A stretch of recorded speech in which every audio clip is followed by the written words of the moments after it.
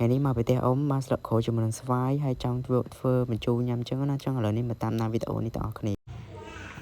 ដំបូងឡើងយកស្វាយហ្នឹងយកមកលាងទឹកដោយសារតែស្វាយនេះគឺខ្ញុំបេះមកពីផ្ទះមិញចឹងណាចឹងទៅវាមានជាតិជ័រជាតិអីចឹងទៅយើងត្រូវតែលាងទឹកសម្អាតហើយខ្ញុំសំខាន់តែពេលទៅលើវីដេអូមួយនេះខ្លាំងមែនតើដោយសារតែអ្នកគ្នាមើលឃើញដែរខ្ញុំទៅគឺនរូខ្លាំងមែនតើវាខ្មៅអញ្ចឹងណាក៏ពិតមិនមែនខ្មៅដល់ថ្នាក់ហ្នឹងទេណាខ្ញុំតែគ្រាន់តែការកាមេរ៉ារបស់ខ្ញុំវាខូចអញ្ចឹងណាចឹងទៅថតមកវាពណ៌ដិតខ្លាំងក៏បងប្អូនទាំងគ្នានឹងយល់ស្មែស្វាយនេះដែរគឺខ្ញុំយកវាលាងទឹក2ដងព្រោះតែវាមានជាតិជ័រខ្លាំងពេកចឹងទៅក៏ខ្ញុំសម្រេចចិត្តសម្អាតវាបន្ទាប់មកគឺយើងយកកបិតចិត្តក្បាលវានឹងចេញមក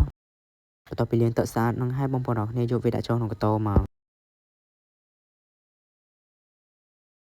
ពេលខ្ញុំសម្អាតពីទឹកនឹងហើយគឺវាមានជាតិជ័រទៀតចឹងណាហើយខ្ញុំចង់សម្អាតវាមួយទឹកទៀតដើម្បីវាអស់ជាតិជ័រនឹងព្រោះសារតែស្វាយពេលយើងបេះមកគឺវាមានជាតិជ័រខ្លាំងមែនតើមកបន្ទាប់ពីលាងជាតិជ័រនឹងអស់ម្សៅទៀតនឹងហើយក៏ខ្ញុំសម្រេចចិត្តធ្វើតែម្ដងសម្រាប់ការហាន់ចិត្តវិញបងប្អូនគ្នាចង់ចិត្តបែបមិនក៏បានដែរសម្រាប់បងប្អូនគ្នាទេខ្ញុំចូលចិត្តម៉ូតបែបនេះក៏ខ្ញុំចិត្តបែបហ្នឹងចឹងទៅនឹងទៅលើអាស្រ័យបងប្អូនគ្នាដែលគាត់ចូលចិត្តទេអូខេឥឡូវនេះខ្ញុំមកធ្វើអំបិលញ៉ាំស្វាយរបស់យើងម្ដងគឺខ្ញុំចាក់អំបិលរ៉ូឌីចេងក្រាសភាជាមួយនឹង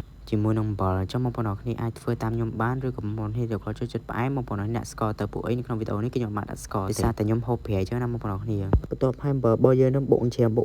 ដើម្បីឲ្យវាមានរសជាតិអញ្ចឹងណាសម្រាប់អំបិលខ្ញុំមើលមកមិនសូវទំនងសម្រាប់បងប្អូនគ្នាទេប៉ុន្តែគាត់វារៀងខំអញ្ចឹងណាបន្ទាប់ពីបុកហើយគឺខ្ញុំដាក់ស្វាយចូលចណ្ដែកអញ្ចឹងដើម្បីក្លុកវាអញ្ចឹងណាបងប្អូនគ្នាហើយបងប្អូនគ្នារោយអំបិលវាមកសម្រាប់ខ្ញុំធ្វើស្វាយក្លុកញ៉ាំទេហើយសម្រាប់បងប្អូនគ្នាដែលគាត់ចូលចិត្ត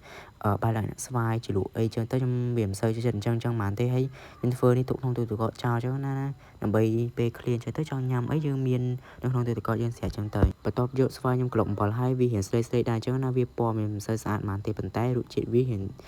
ហើយអញ្ចឹងទៅហើយបន្ទាប់មកខ្ញុំដាក់ក្នុងទូទឹកកកហើយសម្រាប់វីដេអូនេះគឺចាត់តាមហ្នឹងណាបងប្អូនគ្នាសម្រាប់ការតាមដានក្នុងវីដេអូមួយនេះបាយបាយ